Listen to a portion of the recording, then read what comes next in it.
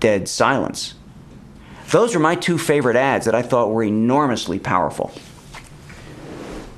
This absurd continuation of this prohibition is largely a function of ignorance. In 1967, because I was so concerned about this drug marijuana, I decided to do a review of the literature. I was then persuaded by Harvard University Press to do a book. The book came out in 1971, Marijuana Reconsidered. I learned that what was being said about this drug was mythological. You couldn't find the data to really support it. It turns out that marijuana came across as a remarkably non-toxic drug. Cannabis is a plant. Now, in the plant, there are somewhat more than 60 molecules called cannabinoids. THC is the most active. THC stands for tetrahydrocannabinol. People find smoking marijuana very useful for a whole host of symptoms. And if you inhale it, you get the effect within a very short period of time.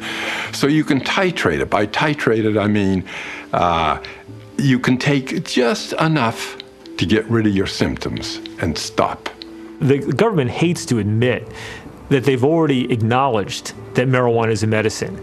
They acknowledged it in the 1970s and 80s when they allowed dozens of Americans to receive a monthly supply of marijuana from the government's marijuana farm at the University of Mississippi. Some of those people are still alive and still obtaining it today, their monthly canister of marijuana.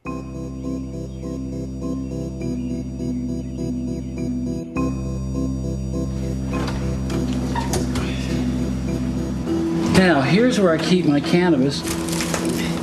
Keep it refrigerated, it stays fresher.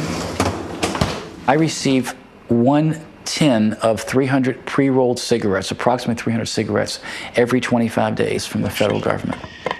And here's hermetically sealed with wax to try to keep the freshness and the strength up. This marijuana was actually grown right here in April of 1996. So it's been packaged and frozen since then. And then you open it up. Okay, inside you'll see that there's approximately 300 rolled cigarettes to this tin and sold by a cigarette machine.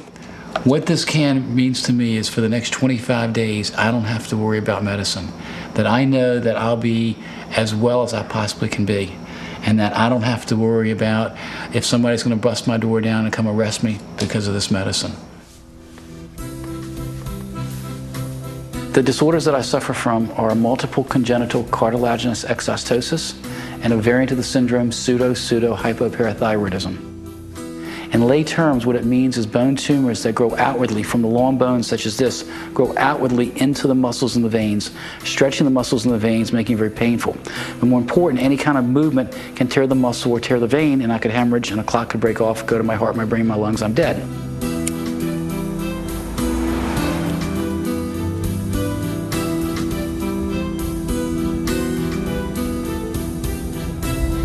I usually try to get in, if I can, 10 to 12 marijuana cigarettes per day. What the cannabis definitely does is relax the muscles going over these tumors. Thereby, I can move and not have to worry about tearing anything. So I'm ready to go to work and I try to make some money for myself and my clients. More important, for my clients. When people see me taking my medicine, they don't understand that it's medicine, and they think all I'm trying to do is get high, and that I've got, you know, some kind of balls to be able to do it in public.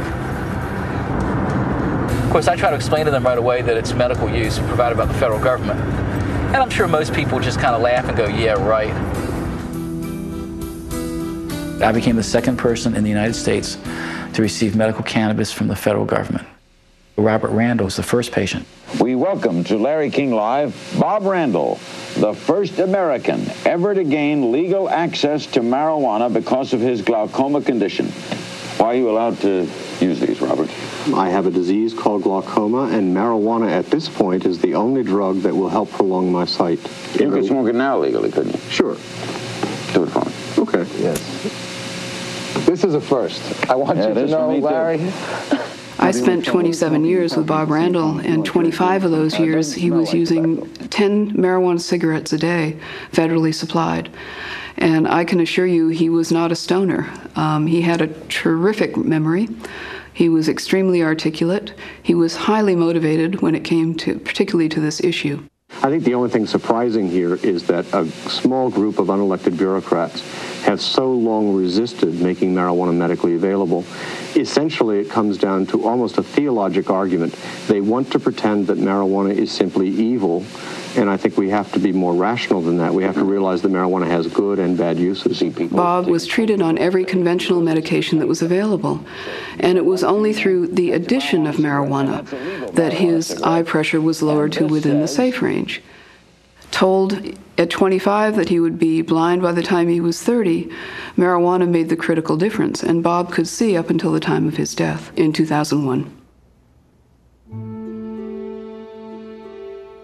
We were arrested in August of 1975 for growing 4 marijuana plants on our sun deck in Washington, D.C. And once Robert found out that the federal government was already conducting research on marijuana as a possible glaucoma treatment, that made him very angry. He could not reconcile in his mind that we were being called criminals for what the federal government was already well aware of. So we went to trial in July of 1976, and the lawyers pleaded that Robert needed medical access to marijuana based on his medical need. The trial was held before Judge James Washington in Washington, D.C., and he found Robert not guilty of marijuana possession by reason of medical necessity. It established within the legal framework the concept of medical necessity.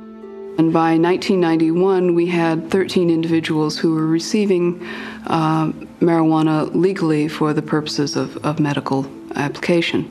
George Bush Sr., who was running for re-election, didn't want to look like he was soft on drugs, and so he decided to close down the program so nobody else could get on it. He grandfathered the 13 of us in so we didn't sue the government. It's ironic when you've got something legal that everyone else could be arrested for. That's what's so bad about this fight, is that people that are sick, that need the medicine, aren't getting it. They're being made criminals. They're having their life in turmoil, especially if they're arrested. And it's just not right. Marijuana it elicits too many emotions in people.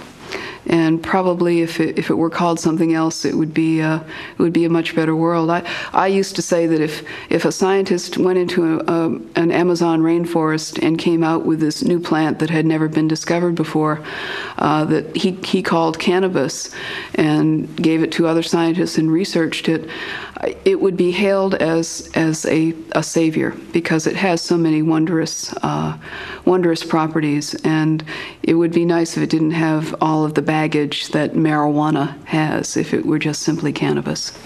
That would be a better world, I think.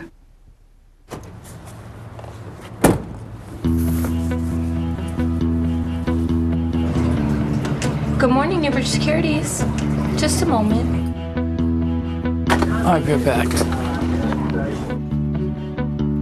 I'm a stockbroker. I'm a professional person. I handle a lot of money on a daily basis. Irvin Rosenfeld. I'm a good, productive member of society. I pay lots of taxes, and I'm able to do that because I use marijuana. Yeah, I'm calling about that option we talked about. Did the check come in from Whiting today? What I like about this is the diversification.